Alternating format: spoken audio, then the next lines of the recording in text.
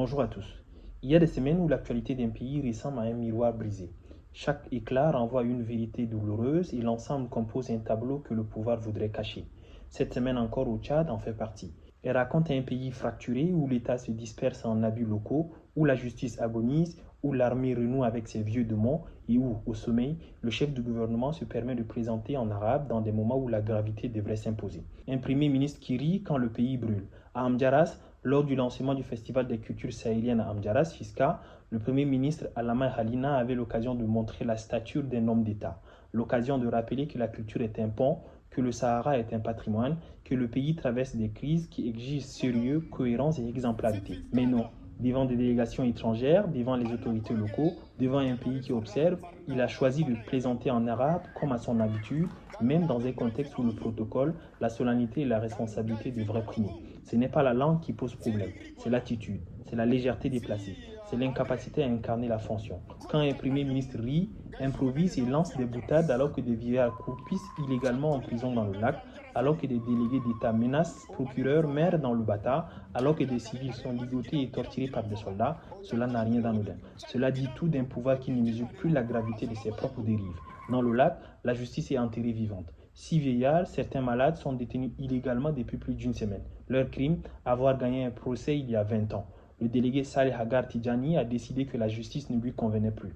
Alors, il l'a remplacé par la force. Arrestation arbitraire, privation d'eau et de soins, menace d'être accusé de Boko Haram, le droit n'existait plus. Seule subsiste la loi du plus fort. Pendant que le Premier ministre plaisante, des citoyens de 70 à 80 ans sont traités comme des criminels pour avoir défendu un simple jardin. Au sud, la route Kelo-Laye devient un symbole national, celui du mensonge. Chaque année, les travaux reprennent, chaque année, ils s'arrêtent, chaque année, les pluies effacent les promesses. La population n'attend plus des discours, encore moins des sourires ministériels. Elle attend une route, une vraie, pas une illusion de chantier, pas une photo de bulldozer.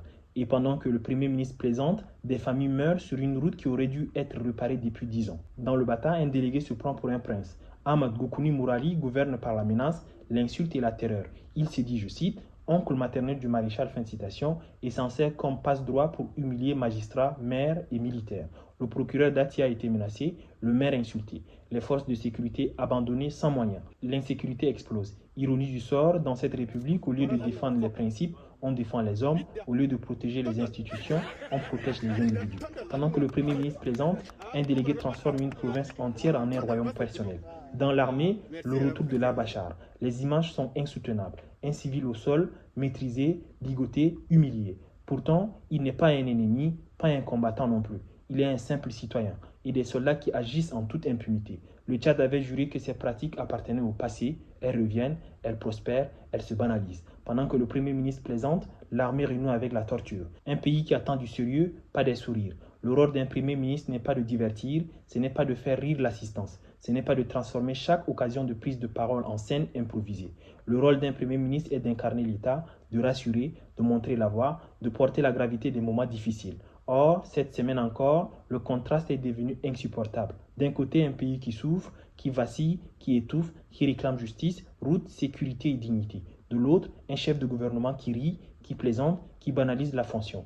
Il ne s'agit pas d'un détail, il s'agit d'un malaise symptomatique. Celui d'un pouvoir qui ne voit plus la douleur du peuple. Celui d'un gouvernement qui confond communication, gouvernance et théâtre. Celui d'une élite qui vit dans un autre monde. Pourtant, le Tchad mérite mieux. Il mérite un Premier ministre qui parle avec sérieux quand la situation l'exige. Il mérite des délégués qui respectent la loi.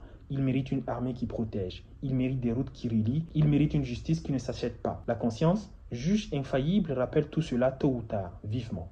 À la semaine prochaine.